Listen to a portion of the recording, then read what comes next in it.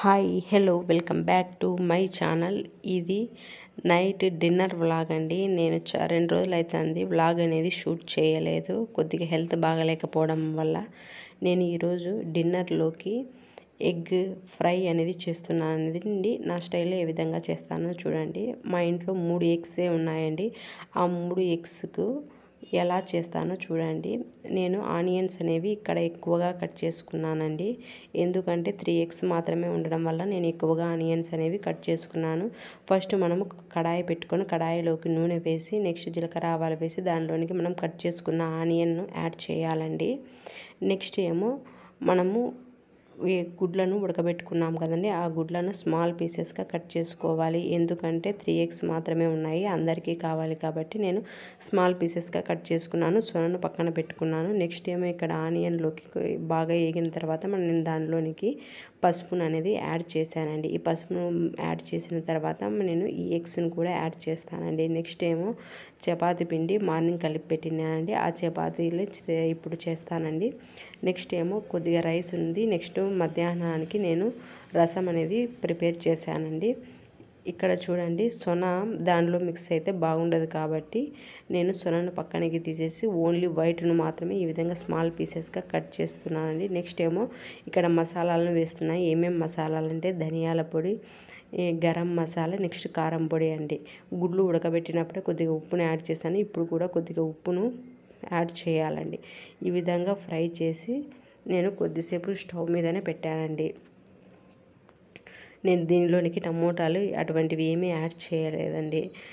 ఎందుకంటే ఇప్పుడు కొద్దిగానే రసం ఉంది కాబట్టి నేను దీనిలోనికి కొద్దిగా చపాతీలోకి ఎగ్ ఫ్రై అనేది చేస్తున్నానండి.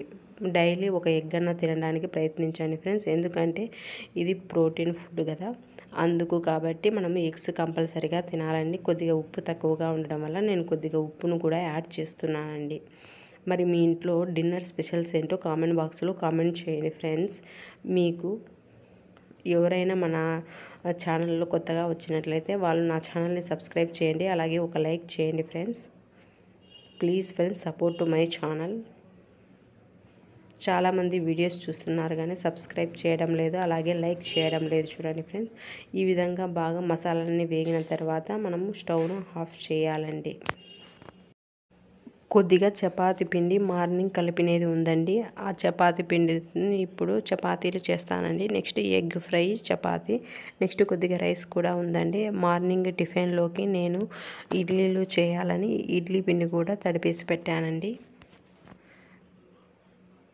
ఇప్పుడు ఎగ్ ఫ్రై అనేది రెడీ అయింది. స్టవ్ బంద్ చేసి పక్కన దింపేయాలని. నెక్స్ట్ ఏమో నేను చపాతీలు చేయాలండి.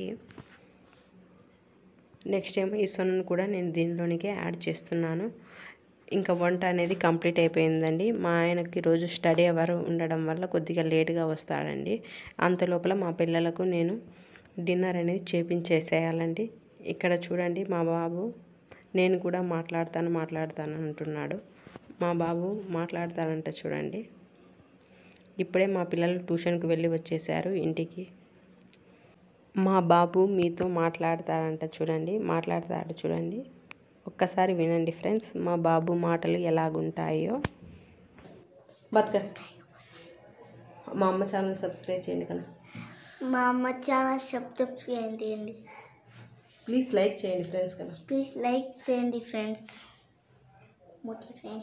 Okay friends, bye, see you. బస్సులో